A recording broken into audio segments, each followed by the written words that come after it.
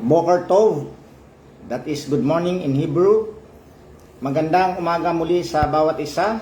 Good morning. Tayo muli ay nagpapasalamat sa Panginoon na tayo ay binigyan ng pagkakataon na makarinig ng kanyang mga salita galing sa Biblia. Kasi babasahin po natin ang Biblia at makikinig po tayo sa mensahe sa umagang ito na pinamagatang In the fullness of time, believers of Jesus will have their glorified bodies. In the fullness of time, believers of Jesus Christ will have their glorified or glorious bodies. The verses are found in 1 Corinthians chapter 15, verse 35 to 55. Yun po ang ating gagamitin na springboard na mga verses upang maipahayag po natin ang mensahe sa umagang ito.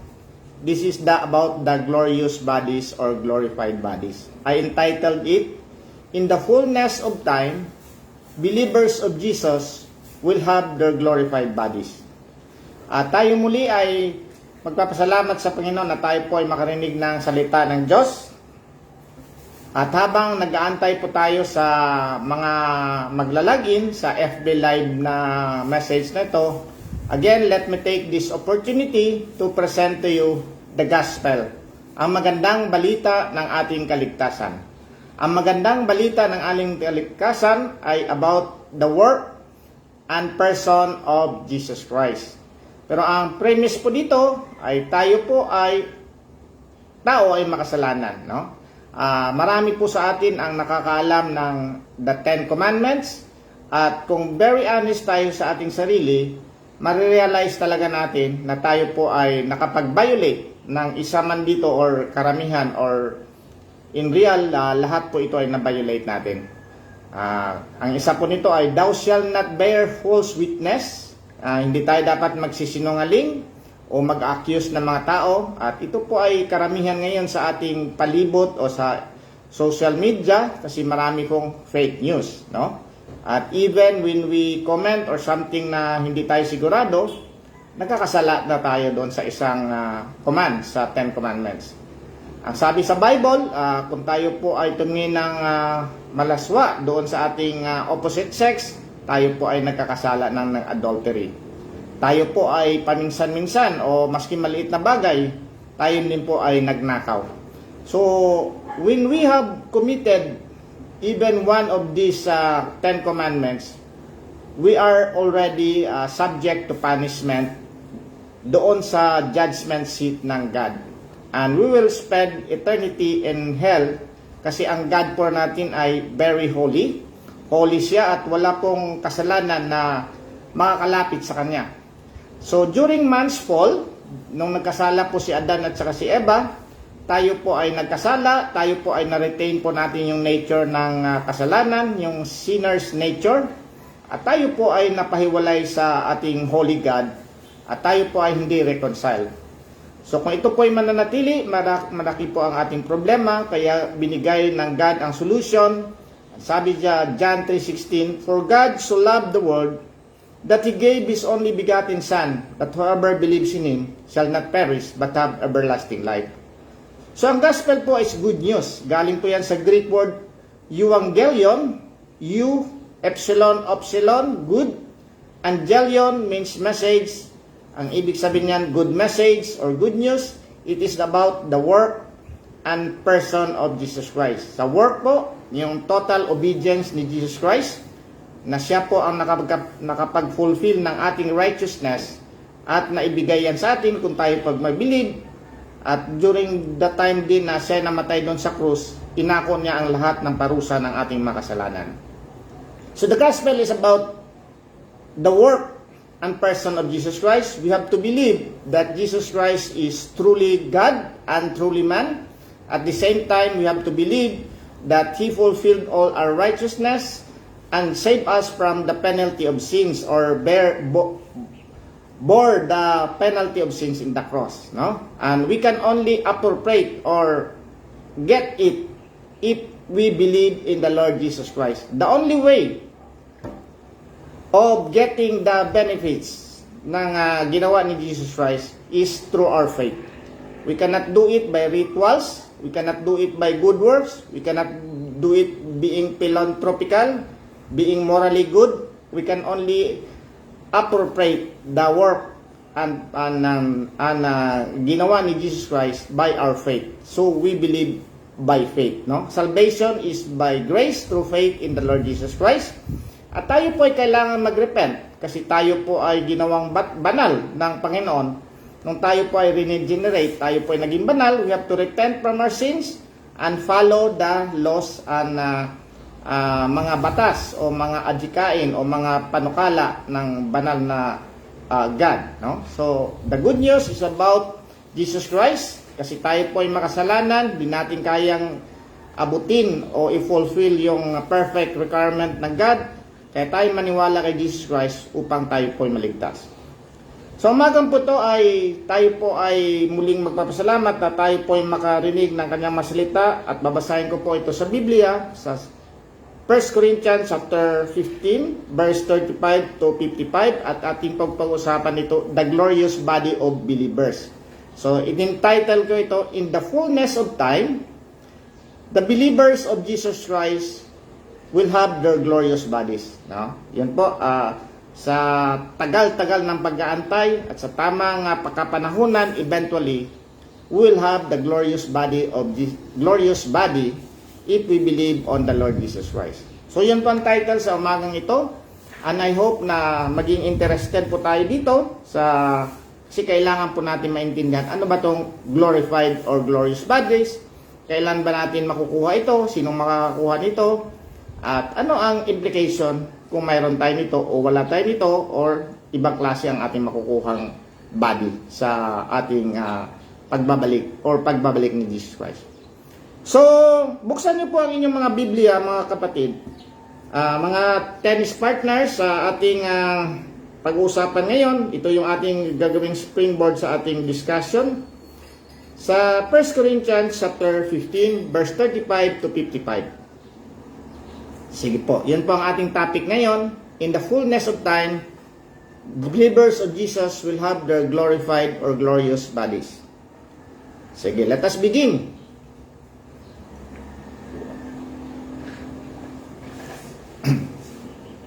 Good morning po sa makikinig sa umagang ito at sa mga future na makikinig sa mensaheng ito. Boker Tov, good morning.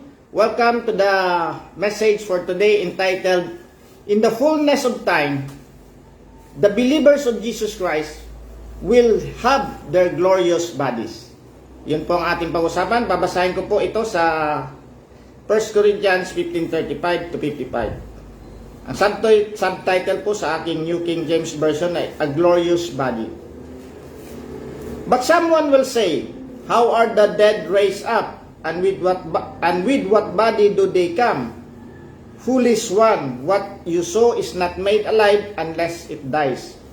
And what you sow, you do not sow that body that you shall be, but mere grain. Perhaps wheat or some other grain. But God gives it a body as He pleases, to each seed its own body. Verse 39. All flesh is not the same flesh, but there is one kind of flesh of men, another flesh of animals, another of fish, and another of birds. There are also celestial bodies and terrestrial bodies, but the glory of the celestial is one, and the glory of the terrestrial is another. There is one glory of the sun, another glory of the moon, and another glory of the stars. For one star differs from one another star in glory. So also is the resurrection of the dead. The body is sown in corruption, it is raised in corruption. It is sown in dishonor, it is raised in glory. It is sown in weakness, it is raised in power. It is sown a natural body, it is raised a spiritual body. There is a natural body, and there is a spiritual body. And so it is written, the first man, Adam, became a living being. The last man, Adam, became a living spirit. Verse 46. However, the spirit is not first, but the natural, and afterward the spiritual. The first man was of the earth, made of dust. The second man is the Lord from heaven. As was the man of dust, so also are those who are made of dust. And is in the heavenly man, so also are those who are heavenly. And as we have borne the image of the man of dust, we shall also bear the image of the heavenly man. Verse 50. Now this I say, brethren, that flesh and blood cannot inherit the kingdom of God, nor does corruption inherit incorruption. Behold, I tell you a mystery. We shall not all sleep, but we shall all be changed in a moment, in the twinkling of an eye, at the last trumpet. For the trumpet will sound, and the dead will rise incorruptible, and we shall be changed. For this corruptible must put on incorruption, and this mortal must put on immortality. So when this corruptible has put on incorruption, and this mortal has put on immortality, then shall be brought to pass the saying that is written, Death is swallowed up in victory. O death, where is your sting? O Hades, where is your victory? Salamat muli sa pagkakabasa ng salita ng Diyos. Tayo ay muling manalangin. Panginoong Diyos na aming Ama, muli kaming lumalapit sa iyo sa oras na to. Alam po namin, Lord, na ang iyong mga salita sa Biblia ay makapangyarihan ito at ito ay tatago sa aming puso't isipan. At maintindihan po namin, Lord, ang iyong mensahe sa iyong awa at gabay na iyong pagbubukas ng aming spiritual na pag-isip. Lord, lagi po namin pinapanalangin, Lord, na buksan mo, Lord, ang aming spiritual na pag-iisip. Lalo ngayon, Lord, bigyan mo kami ng more understanding, Lord, upang maintindihan talaga namin, Lord, ang glory na ibinigay mo kay Jesus Christ sa kanyang pagbabalik at ganun din po, Lord, sa kanyang na-retain na glory ngayon at sa amin din po, Lord, sa iyong pagbabalik. Bless mo ako, Lord, sa aking pagpapahayag ng iyong masalita at ang banal po na Espiritu ang magbigay sa akin ng katalinuhan upang ito, Lord, ay maipahayag ko sa mga tao. Salamat muli, Lord, at dalangin namin to sa pangalan ni Jesus na aming Panginoon at tagapagligtas. Amen. Magandang umaga muli sa bawat isa. Ang ating pong pag-uusapan ngayon ay tungkol po sa glorious body or glorified body. Ang ating pong body ngayon ay ito po ay unglorified o ito po ay nandoon pa yung flesh na makasalanan. Ito ay hindi fit doon sa heavenly places. Kailangan itong mapalitan ng glorified body upang magiging karapat-dapat at magiging angkop doon sa heaven na wala pong kasalanan. So unang-una po ang ating pong tatalakayin is believers will have their glorified body. Pangalawa po ay what is the nature of our resurrected body doon sa just at anon din sa unjust, yung unbelievers. At pangatlo, kailan mangyayari ito? When will this happen? No? At later on, ano po yung ating makukuha dito, implication sa ating mabuhay. Unang-una po dapat bigyan natin ng macro perspective ang ating kaligtasan. Ang ating kaligtasan po ay mayroon tatlong components yan na palagi nating sinasabi. Number one is justification, pagpawalang sala o declaring us righteous in the sight of God. No, yun po ang sinasabing justification, declaring us righteous in the sight of God, no? In the sight of God. Nalilinaw ko yan kasi minsan hindi nakikita yan ng mga tao sa ating kapalibutan. But during regeneration, we are justified. Pangalawa pong component ng ating kaligtasan ay sanctification. Ang sanctification po, literally, it is about separation. We're separated from the group na iba at inilipat na tayo doon. Pero ang pangalawang meaning ng sanctification po ay we're being transformed from glory to glory. No? Kasi tayo po ay hindi tayo nakikaayon, corrupted tayo. But when we're regenerated, when we believe on the Lord Jesus Christ, we're declared righteous. Our records in heaven, in the judicial court, ay malinis na yan. Kaya nga, when God will look at us in our records, He will not see us, but He will see the righteousness of Jesus Christ in us. So tingin ng God, when we are declared righteous, we are already acceptable to the heavenly places o sa kanyang kaharian. That is justification. And it is only seen by God kasi tayo nakakakita sa mga tao, hindi natin makikita yung justification na yan. No? Tayo siguro na realize na tayo na justified na tayo by faith. Kaya nga mayroong famous verse na the just shall live by faith. Yung mga na-justified o binilang o dineclare na walang sala ay mamumuhay sa faith. Ang pangalawa pong component ng ating kaligtasan ay sanctification. When we believe on the Lord Jesus Christ, doon sa 2 Colossians 2:11, we are circumcised. Our flesh are the body of sin and flesh. Ito kasing ating body during the man's fall, ito po ay nagiging corrupt, no? But before the man's fall, ang ating pong body ay hindi po corrupted yan. That is why we can have fellowship with the Lord Jesus Christ, with the God doon. Kaya nga si Adam at saka si Eve, they are walking in the cool breeze with the God. Wala silang problema kasi wala silang kasalanan. But nung nagsimula ng nakapag-commit sila ng kasalanan, ang ating pong ang body po o yung ay nagiging nature noon ay makasalanan.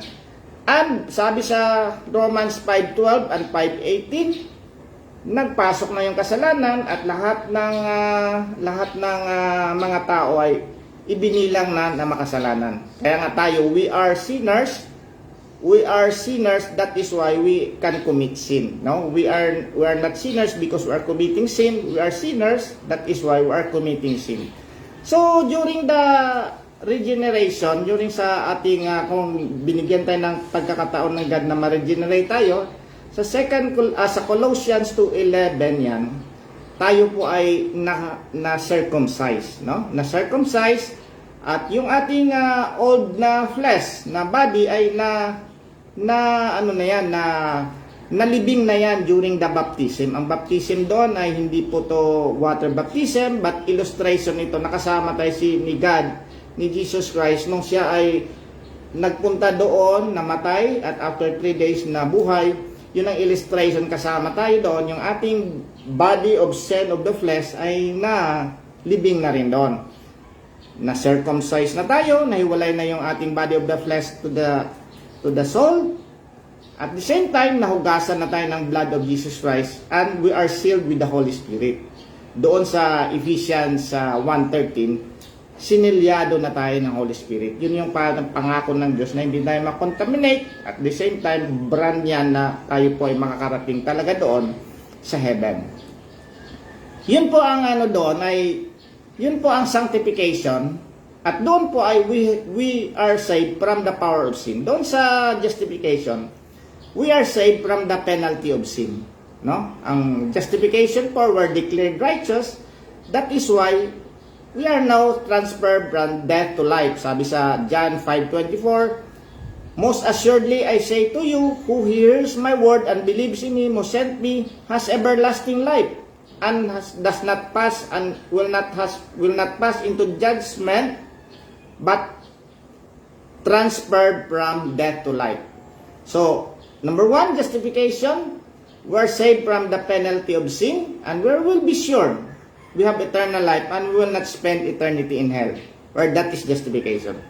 Ang sanctification sa 2 Corinthians 3:18 na we with unveiled face beholding the mirror of God are being transformed from glory to glory.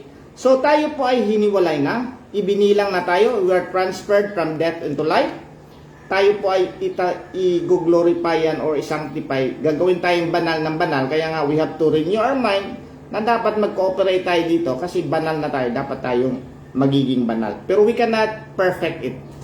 We cannot perfect it kasi tayo po ay nasa flesh pa. But tayo po ay mag-try talaga. We must be holy because our Father is in heaven is holy. We must be perfect because our Father in heaven is perfect. Yun ang ating vision, pero hindi natin maabot yan. We will rely on the justification side, on our salvation. Ang pangatlo po ay glorification. Eventually, in the fullness of time, bibigyan niya tayo ng glorified body. Itong ating mga corruptible body ay mawawala na to at papalitan niya tayo ng glorified body or glorious body. We are now saved from the presence of sin. Tatlong P yan eh. Saved from the P, penalty of sin. Number 1, penalty of sin. Saved from the power of sin, power. And number 3, saved from the penalty of sin. Kaya kung magtataka tayo doon sa bakit sinabi ni Jesus Christ na pag dumating na tong mga sign na to, you must look up. Ang sabi niya dito sa Luke 21:28. Now when these things, yung mga signs ng pagdadating ni Jesus Christ. Now when these things, Luke 21:28, when these things began to happen, look up and lift up your heads because your redemption drew near. Bakit redemption drew near? Kasi yung redemption doon sa 1 Corinthians 1:30 na yan. Ang sabi dito sa 1:30 na yan ng 1 Corinthians. Ang sabi dito sa 1 Corinthians 1:30, but of Him you are in Christ, who become for us wisdom from God, and righteousness. Righteousness is justification because we are declared righteous, and sanctification, that is sanctification, and redemption, that is glorification. We are now redeemed in the fullness of time. Kukunin na tayo dito. Kaya redemption na yan. Huwag tayong magtataka, bakit your salvation is near? Bakit may mga verse na ganon? Huwag tayong magtaka doon. Bakit? Akala ko ba saved na tayo? Bakit our salvation is near? Kasi that is the complete salvation na we're completely saved from the penalty of sin, from the power of sin, and the presence of sin. But ang gustong idiin ng Bible na bakit masasabi nating ligtas na tayo ngayon if we are regenerated or naawa ang Diyos na tayo binago tayo? Kasi we believe that Jesus is sovereign, God is sovereign, and He will not change, and walang makakatalo sa Kanya. So pag sinabi niyang iligtas kita, ligtas ka na. Maski hindi mo pa nakuha yung other aspect of sanctification, hindi ka pa fully sanctified talaga, hindi mo abot, hindi ka rin nakuha pa rin yung presence of sin, ligtas ka na. Bakit? Kasi the just shall live by faith. Dapat maniwala tayo doon na parang tinaya talaga natin yung buhay natin na tayo ay ligtas na. Kaya nga we can say sa ating, kung talagang naniwala tayo na can say that I am saved, not because I am good, not because of what I have done, but because of what I will be doing, but because of the blood and the work of Jesus Christ na ibinigay sa akin. Hindi tayo magre-rely sa ating kakayahan o external factors, kundi magre-rely tayo doon kay Jesus Christ. Kaya nga sabi ni Jesus Christ, it is finished. It is finished. Ngayon, kasi ang ating, I hope na maliwanag sa atin yung three aspects of our components. Kasi itong aspect na to ay more on more on glorification na to. So ano ngayon yung nature ng glorified body? Sabi dito, but someone will say, how are the dead raised? Kasi ang chapter 15 po ng 1 Corinthians is about the resurrection of Jesus Christ ito. Ang sabi doon sa chapter 15 na parang moreover, brethren, I declare to you the gospel which I preach to you, which also you receive, and which you also stand, by which you also are saved, if you hold fast to the word which I preach to you, unless you believe. Tapos, sinabi niya niyan, doon na namatay si Jesus Christ, nalibing at nabuhay. Kaya nga, we believe mga kapatid, on a bodily resurrection of Jesus Christ. We should believe on the bodily resurrection of Jesus Christ. Kasi si Jesus Christ po ay totoong tao yan. Although siya ay totoong Diyos, dapat malinaw sa atin yan, totoong Diyos yan si Jesus Christ. He is the Yahweh, He is the maker of heavens and earth. Trinity nga yan eh. Yung second person of the Trinity. The Word became flesh and dwelt among us, and we see His glory, the glory which is of the begotten, only of the begotten of the Father. He has the image of God talaga. He is fully God, no? Truly God. Pero nagkatawang tao yan. Kaya nga sabi doon sa Galatians 4:4, in the fullness of time, but in the fullness of time, God sent forth His Son. God sent forth His Son, born of a woman, born under the law, to redeem those who are under the law.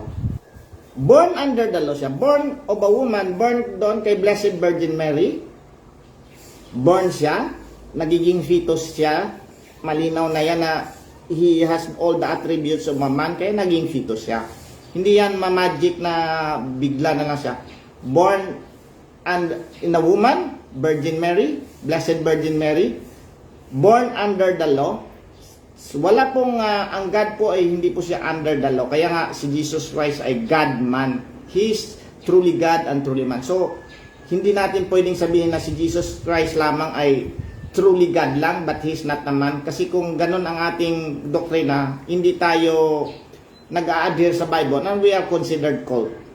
If we will also say that Jesus Christ is only man and He is not God, we will also consider cult. Kasi sabi dito sa 4:4 ng na kung hindi ka naniwala na ang God ay nagkatawang tao, parang anti-Christ yung spirit mo. So we will not deal on that, but ang point ko dito, we should believe on a bodily resurrection of Jesus Christ. Si Jesus Christ ay may totoong body yan, dito nang siya ay naglalakad. Hindi yan phantom. Hindi yan sa phantom lang naglalakad lang. Totoong body talaga yan. Ngayon, itong body na to, nung namatay, nalibing, nabuhay, nag-transform na to into glorified body. Into a glorified body. And when Jesus was ascended to heaven, dala-dala niya yung glorified body.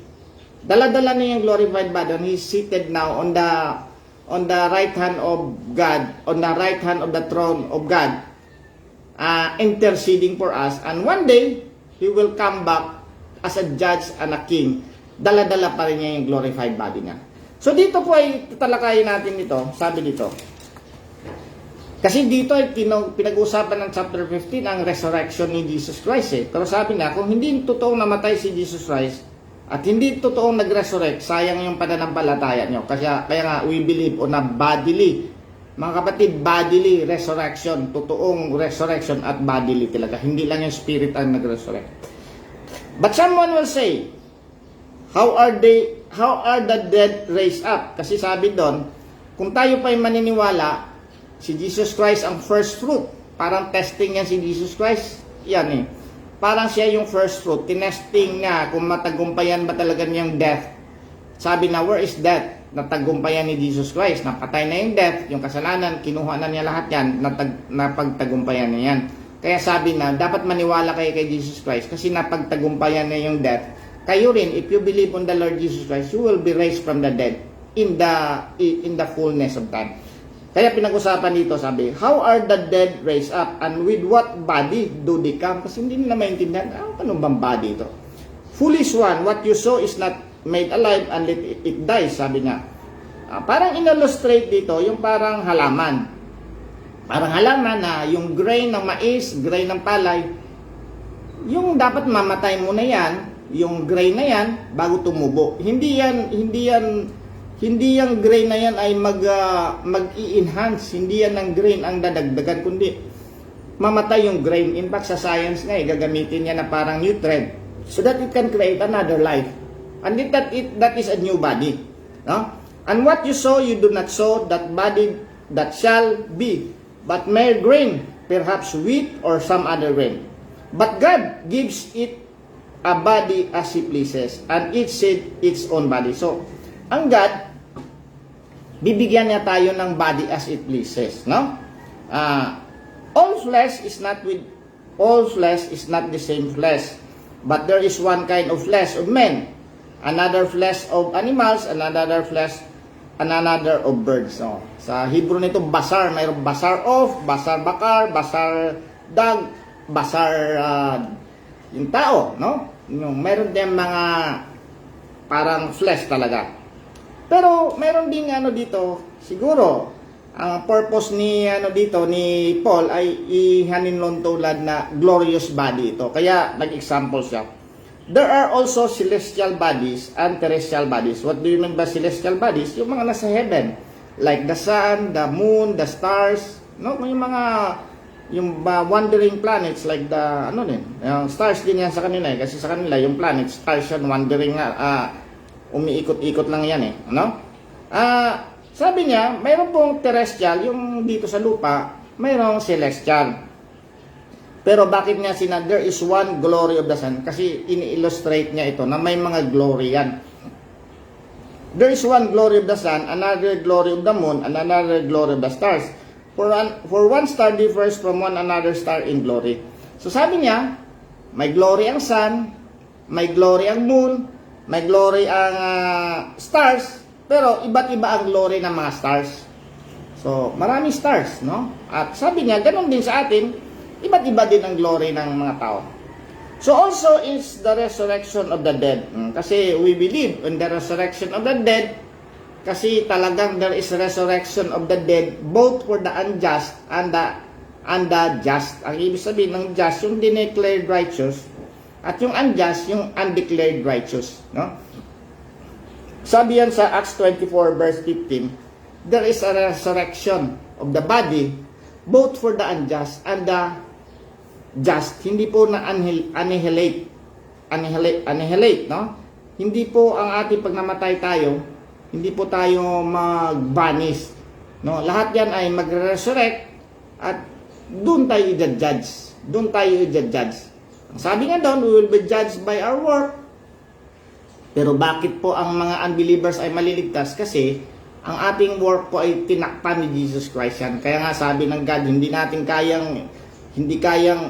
nyo kayang gawin ang mga works na sa aking standard. Kaya nga pinadala ko si Jesus Christ. Siya yung magpe-perform ng lahat ninyong gawin. And you only have to believe on the Lord Jesus Christ. And you have the perfect righteousness. Because we believe that the righteousness of God is our righteousness if we believe on the Lord Jesus Christ. So, balik tayo dito. So, also is the resurrection of the dead. The body is sown in corruption. Kasi ito, may corrupted pa ito body na to No? Although, sabi nga, bakit naman sabi mo kanina ay nahugasan na ito, na silyo na to, na circumcised na to, bakit corrupted pa rin? Kasi, we're still in our corrupted body. No? Yung ating lang kalooban, yung soul natin, yung inner lang, yung nagiging banal, but we are still on our corrupted body. Kaya nga, dapat mawala na itong corruption. The body is sown in corruption, it is raised in incorruption. No? So, parang illustration dun sa isang grain na tumubo, yung pinunla mo ay corruption yun, pero nung tumubo, incorruption na yun. Parang illustration lang. It is sown in dishonor. Dishonor pa rin yung ating kalagay. It is raised in glory. So, mayroon tayong glory, mga kapatid. It is sown in weakness. It is raised in power. So, ang ating pong, mayroong power niyan. Mayroong glory, mayroong power. It is sown a natural body. It is raised a spiritual body. There is a natural body, and there is a spiritual body. And so it is written, the first man, Adam, became a living being. The last Adam became a living spirit. So si Jesus Christ ay tinawag na last Adam. Kasi ang Adam sa Hebrews ay tao yan, man. Ang Adam, man. Sa sa Hebrew, Adam. So man yan. So the first man, Adam, yung ating ninuno talaga na si Adam, became a living being. But the last Adam, which is Jesus Christ, he is man, God na man, Adam din tao siya, become a living spirit. However, the spiritual is not first, but the natural. So, yung spiritual na si Jesus Christ is not first, but the Adam na natural is the first. And afterwards, the spiritual. The first man was of the earth, made of dust. The second man is of the Lord from heaven. Kaya nga, sabi doon sa Genesis, from dust you come, from dust you are, you go to dust. Kaya pag naglibing, from dust to dust. Yun ang sinasabi ng mga minister ng parang ikaw ay galing sa dust, you will go back to dust. Yung ating body na corruptible body. So sabi dito, as was the man of dust, so also are those who are made of dust. And is the heavenly man, si Jesus Christ, so also are those who are heavenly. And as we have borne the image of the man of dust, we shall also bear the image of the heavenly man. So we believe na ang ating pong glorified body or ating glorious body, katulad nung kay Jesus Christ. Ang glorious body ni Jesus Christ ay nakakapangsyon yan. Kasi kumain pa nga si Jesus Christ. Nagtanong pa siya, mayroon ba kayong pagkain dyan? Pero doon sa unlocked door, natakot yung mga alagad doon sa something like John 20:19, no? Si Jesus Christ ay passed through the door na nakalock.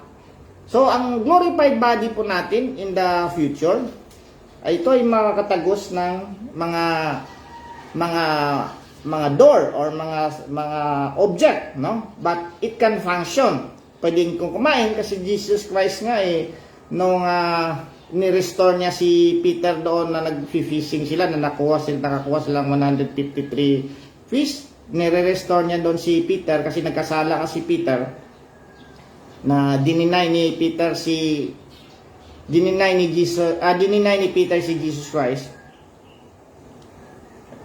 Kaya doon sa yung Sea of Galilee, nag-fishing si Peter, ni-restore niya.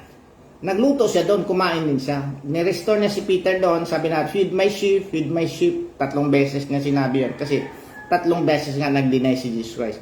Si Peter ay nagkasala, ni-restore niya para magiging angkop na ulit siya. Nakaparehos niya doon sa mga apostol na yan. No? Yung feed my sheep na yan ay pagre-restore yan kay Peter. So ngayon, yung body ni Jesus Christ ay parang nagkumakain, nagpa-function ito, no? Nagpa-function ito. Ngayon, ang tanong, when will this be? When will this be? No? In the fullness of time, in the future. Kasi sabi nito sa 50, now this I say, brethren, that flesh and blood cannot inherit the kingdom of God, nor does corruption inherit corruption. Behold, I tell you a mystery. Pag nakarinig tayo dito mga kapatid ng mystery sa New Testament, ang ibig sabihin niya hindi ito yung hindi natin malalaman, pero ibig sabihin nito mga facts ito na hindi na revealed sa Tanakh or the Old Testament but is all now revealed dito sa New Testament. Kaya nga may mga mystery ito. Behold, I tell you a mystery. We shall not all sleep. We shall all be changed in a moment, in a twinkling of an eye. Pag iglap lang nagpapalitan na kaagad ito. No? Hindi abot ng 1 second yan. In a moment, in a twinkling of an eye, at the last trumpet, where the trumpet will sound, and the dead will be raised incorruptible, and we shall all be changed. For this corruptible must put on incorruption, and this mortal must put on immortality. So, dapat alam ni natin na ang ating body ay prepared na to. If we are changed from a glorified body, immortal na to, hindi na to mamamatay kasi ipiprepare na nga ito sa heavens and earth, and then after that, eternity future na, no? Kaya nga immortality. For this incorruptible must put on incorruption, and this mortal must put on immortality. So when this corruptible must put on incorruption, and this mortal has put on immortality, then shall be brought to pass the saying what is written, death is swallowed up in victory. O death, where is your sting? O Hades, where is your victory? Kasi ang death, siya yung nagho-hold sa atin. Ang Hades, yun yung temporal placement ng mga patay. Meron kasing component doon ng Hades for the unjust and that's another topic, but nandun yung isang component na nandun din yung parang mga just. So, hindi na hold tayo. Ngayon dito sa the last trumpet, the sound, the dead will rise first. Kasi kailan nga dito sa 1 Thessalonians 4, ang sabi dito, kasi sa 1 Thessalonians 4, ang mga taga-Thessalonica nag-worry sila na hindi pa bumalik si Jesus Christ, paano yung mga patay na aming mga kamag-anak na believers. Sabi ni Paul para ma-comfort ang mga tao doon, But I do not want you to be ignorant, brethren, concerning those who have fallen asleep. Itong mga namatay, no? Lest you sorrow as other who have no hope. Sabi niya, I will give you hope, no? Na nalulungkot kayo. Verse 14. For if we believe that Jesus died and rose again, so even so God will bring with Him those who sleep in the Jesus Christ. Kaya nga sabi, kung kayo nagbibilib na si Jesus Christ ay namatay at muling nabuhay, even so God will bring with Him those who sleep in Jesus Christ. Yung mga nagbibilib. Believers ito mga kapatid. Verse 15. For this we say to you by the word of the Lord, that we who are alive and remain until the coming of the Lord will by no means precede those who are asleep. So, yung mga believers ni Jesus Christ will follow, no? Precedes those who are asleep, kasi maunang umangat yung mga patay, no? Umangat yung mga patay. Tapos yung mga patay na believers ito mga kapatid. Yung mga believers na patay, aangat muna sila, sasalubong sila kay Jesus Christ sa sa clouds, at tayo din na mga believers susunod. For the Lord Himself will descend from heaven with a shout, with the voice of archangel, and with the trumpet of God, and the dead in Christ will rise first. Then we who are alive and remain shall be caught up. Ito na tinatawag nila na pagdagit or parang pagkuha sa atin, no? With them in the clouds to meet the Lord in the air, and those we shall always be with the Lord, therefore comfort with one another. So itong 1 Thessalonians 4:15 at saka yung binasa natin kanina na sa pagpapalit ng parang sabay ito. So ang dito ay hindi na natin pag-usapan kung kailan itong na to, basta pag na natin, kasi baka pa tayo, kasi merong iba hindi naniniwala ng yung parang rapture before the tribulation. Ang iba naman ay nasa mid-tribulation rapture, ang iba naman ay sa post-tribulation rapture. Pero ang dito, kasi ang ating topic dito ay glorified body. Lahat ng believers at saka unbelievers, they will be transformed into glorified body. Yung mga maiiwan dito, they're still in the glorified body. They will still dadanas ng mga tribulation. Ngayon, pag namatay sila, if they're believers, doon din sila mag-glorified body, din sila kasama doon. And then, siyempre, babalik na tayo kasama ni Jesus Christ sa kanyang pagbaba talaga dito sa lupa. Pagbaba talaga kasama, at nandun na ngayong Armageddon. Ang tanong, kasi ang tanong ng kailan ito, sa mga just, katulad ng aking explain kanina, ang just ay believers yan, declared righteous yan, mga just yan mga just. Mga just, sabi nga sa 2:24 ng Acts, kasi ulitin ko lang ito na ang Acts 24 verse 15, ang Acts 24 verse 15 ay ganito po. Ang Acts 24 verse 15, nandito, I have hope in God, which they themselves also accept, that there will be resurrection of the dead. Talagang may resurrection of the dead, both of the just and the unjust. So, alam po natin may resurrection of the dead. Ang malinaw po sa Bible, ang mga just talaga or believers, malinaw na may glorified body. And they will be raised doon sa pagra-rapture, no? Pero yung Old Testament saints, they will be raised after talaga pagbalik ni Jesus Christ na dito sa mundo, kasi nakasulat yan sa Daniel chapter chapter ng Daniel, chapter 12. Doon talaga in-illustrate na mabubuhay din ang mga talaga doon, mga patay, yung mga believers, yung mga believers doon. So mabubuhay ang lahat ng mga believers, Old Testament and New Testament, and they will have glorified body. Paano ngayon yung mga unbelievers? The unbelievers will stay in their grave or doon sa Hades until the white throne judgment. Until the white throne judgment na matatagpuan natin sa Revelation sa chapter 20. Sabi sa Revelation chapter 20. And this white throne judgment is after the 1,000 years millennial kingdom. 1,000 years kingdom or millennial kingdom. Sabi dito sa verse 11 ng 20 ng Revelation, "Then I saw a great white throne, and him who sat on it." This is the judgment of the unbelievers or the unjust. "Then I saw a great white throne, and him who sat on it, whose face the earth and the heaven fled away, and there was found no place for them. And I saw the dead," mga dead in small and great, standing before God, and books were opened. And another book was opened, which is the book of life. Remember, there is a book of life, ha? Baka malito kayo dito. "And I saw the dead, small and great, standing before God, and the books were open." May mga books na inopen.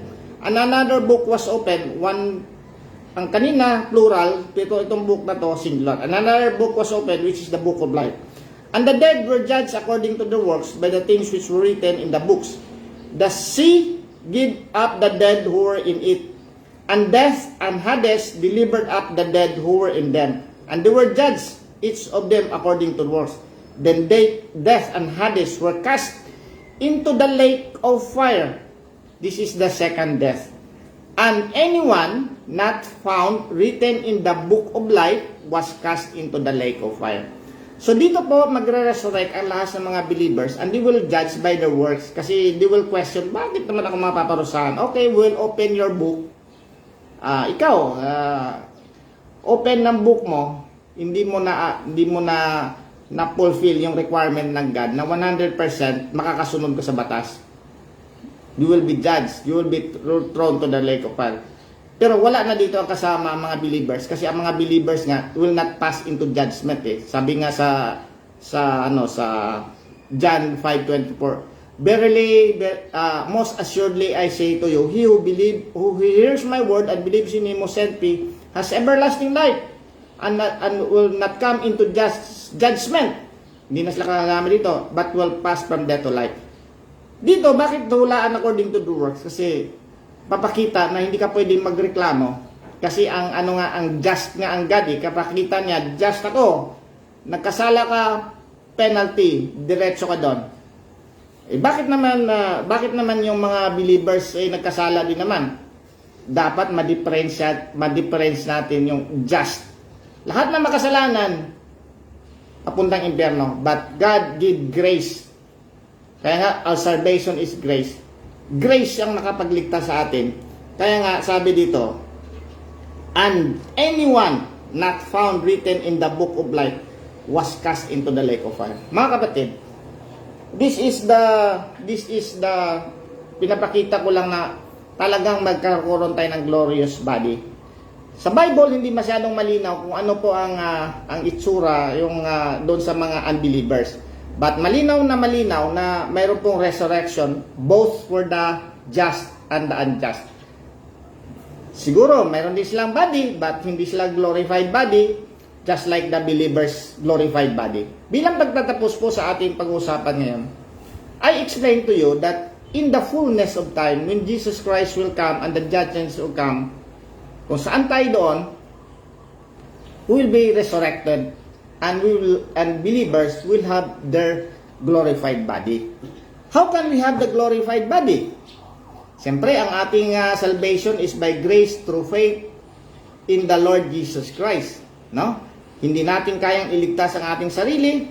We have to plead to God, o magmamakaawa tayo sa God na kaawaan niya tayo, na bigyan tayo ng grace. Kasi kung hindi tayo bibigyan ng grace, if we will rely on our works, in parang ceremonial or sacramental or doing good works, hindi ko sinasabing hindi maganda magawa ng mabuti, pero that cannot justify us. It is just the result of justification or salvation of God. Dapat ma-differentiate natin na ang ating ginagawa when we are regenerated, mag-repent, ay just the result or the fruit of the Spirit. But titingnan din natin sa mga nag-iisip din na test yourselves whether you are in the faith. Titingnan mo kung nandun talaga si Jesus Christ sa inyong puso. Kasi sabi nga niya sa 2 Corinthians 13 verse 5, test yourselves whether you are in the faith. Do you know that Jesus Christ is in you? Titingnan mo rin kung nandun ba talaga si Jesus Christ. Pero doon sa mga naniniwala kayo talaga si Jesus Christ, mayroon ding assurance of salvation na i-illuminate din tayo talaga na tayo po ay ligtas na, not because we're good. We'll try to do good. Hindi ko sinasabing hindi tayo gagawa ng mga mabuti. Kasi sabi naman ng God, be holy for I am holy, be perfect for your Father in heaven is perfect. But we will not rely on that good works, sacramental, being morally good, etc., etc. We will rely our salvation on the Lord Jesus Christ only, because Jesus Christ fulfilled our salvation and He said, it is finished. All you have to do is believe in me and you will be saved. Yun po ang ating dito. I hope na when we are resurrected, we will have the glorified body and will spend eternity with God doon sa eternal heaven. At sana mag-isip-isip din kung wala pa kayong paniniwala kay Jesus Christ at nakikita nyo naman ang ating mga buhay ay hindi pa kalugod-lugod sa Panginoon, kasi that is our testing. We cannot see the justice declaration of God. Si Jesus Christ lang ang God lang nakakita ng ating justification. Pero tayo, hindi natin pwedeng i-judge ng bawat isa. Pero sa sarili natin, we have to think ourselves na do I really have to believe on the Lord Jesus Christ in order to be saved? Ang Bible po malinaw na malinaw. You have to believe in the Lord Jesus Christ and you will be saved. Let us pray. Panginoon naming Diyos, naming Ama, Lord, alam po namin, Lord, ang aming sariling pag-i-explain sa aming sariling kakayahan na hindi po enough ito, na mabuksan po, Lord, ang aming puso't isipan. Ngunit kami po, Lord, ay nagtsatsaga, maski kami ay kakantsawan o sinasabing fundamental o diehard, na i-present ka talaga, Lord, sa mga tao na alam po namin, Lord, na ang faith, Lord, comes by hearing and hearing of the Word of God. Ngunit ikaw po talaga, Lord, ang magdi-decide ng aming kaligtasan. Kami lang po, Lord, ay nagpe-present ng mga tao na sana, Lord, mabuksan ang aming puso't isipan upang maintindihan namin na kami, Lord, ay makasalanan at kailangan namin ng salvation, Lord, kailangan ng Savior. Kami, Lord, ay nagmamakaawa. Kung sino mang nakarinig sa mensaheng ito, ay buksan mo po, Lord, ang kanyang puso't isipan na hindi siya maliligtas sa kanyang sariling kakayahan. Siya ay makasalanan at ang sabi mo, Lord, I am just, I will penalize or give penalty those who are sinners, and we are all sinners, and we all mag-aas lang kami ng grace from you, Lord. Salamat muli, Lord, sa biyayang binigay mo sa amin. Alam po namin, Lord, na ikaw ay salvation. For all you are a Savior. You will give us food, clothing, and everything during our lifetime.